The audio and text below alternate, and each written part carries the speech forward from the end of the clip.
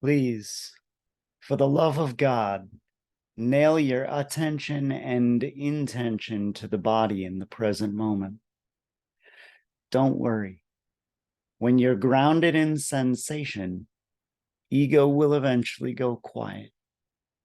Don't waste energy on behaviors and beliefs that offer short-term benefit at long-term cost.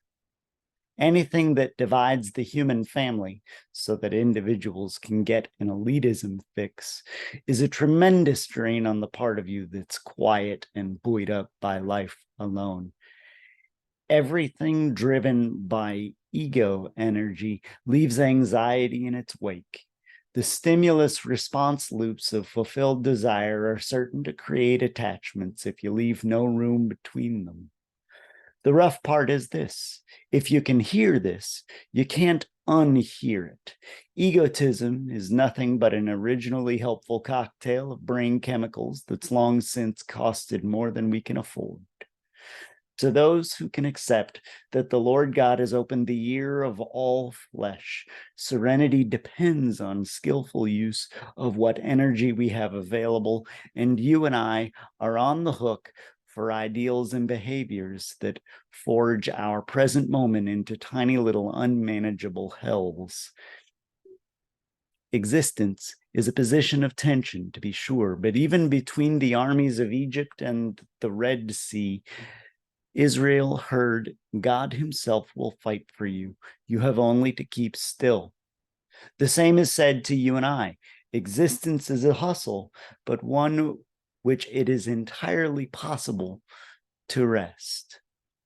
It is absolutely possible to sit with the isolating feelings of fear until it morphs into awe, to sit with scarcity until it becomes a celebration, connecting us to others.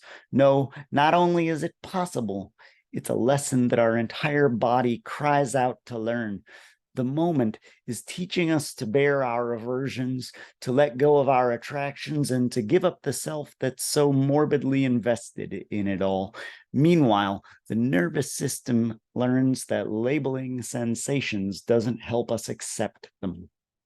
Only here and now can manageable choices be made. Neither past nor future exist. And yet you and I obsess over resentment and remorse and blame, living for a yesterday that's beyond our power to change.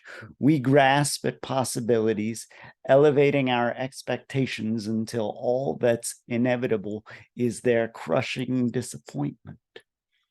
No ideal whose fulfillment is elsewhere will net anything other than a weariness and a chasing after the wind. And from St. Paul's, now is the acceptable time, to the be here now of bigger, more modern hippies, wisdom seems to remind us that ego will eventually come to itself and relax into impermanence with those who practice unthinking stillness. When the adrenaline rush of idealism wears off, we manipulate to preserve our separateness. If you or I manipulate to get needs met, we will forever be watching for reprisal. God has created only one human race. It's in our flaws and errors that we're like other people, and prizing ego consciousness or group consciousness over that unity will leave us exhausted. In truth, whether the story we tell about an energy labels it good or bad, whether we find other people likable or unlikable, those other people are here only to show us our attachments. Involving others in our drive for desire and craving fulfillment is a real hype, not just a bummer, but a clingy mess that makes the basic solitude of existence unbearable. If you happen to go even further and co-opt others into your game of mistaken identifications, all it takes is one person with healthy boundaries, and the dreadful and real limitations of that particular game surface quick as anything. Nothing that's a hype is ultimately effective. The game of incarnation is lawful, full of rules that usually suck. Whether we like it or not, all hypes are temporary seems to be one of them. We suffer if we choose this or that, but we also suffer because life is a thing of poverty. We should never seek suffering. In fact, we need to troubleshoot our tendency to worsen suffering by poking at it, but learning to peaceably lift our corner of undeserved communal darkness involves important emotional muscles that need regular exercise. Suffering does not exist so that you'll do something about it. It is not grist for the wisdom mill. Suffering has no logical solution. It can be a springboard into acceptance if you're willing to operate on the level of feeling instead of thought. But the shift isn't in the anguish, it's in you. If we can manage basic consciousness, basic respect for our limitations, and basic efforts to healthily use the Spirit's energy, the change will be this. You and I will see the body carry us through the day long after ego is exhausted. Trusting providence will happen more automatically. We will see ourselves admitting our needs, then watching with real wonder at how or whether they are fulfilled. Neither other people's sinfulness nor our own will surprise us because we will have seen the part of us that over-identifies with unhealthy patterns, but we'll know there's a great deal more to us and to others as well. I am not, and you are not separate from God.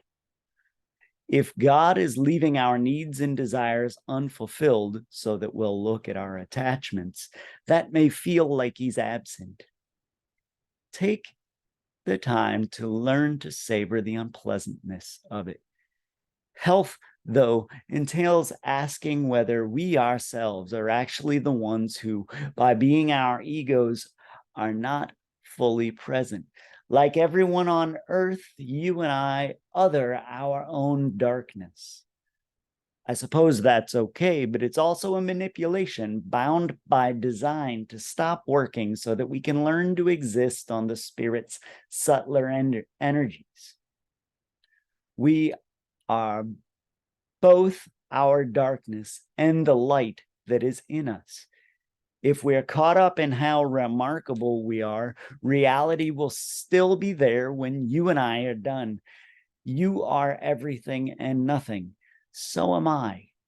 Who is it that told you we're separate, that we can be anything other than everything?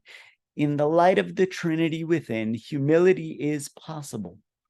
When our attention shifts so that resting in everything is more appealing than grasping, then you and I will forever be not two.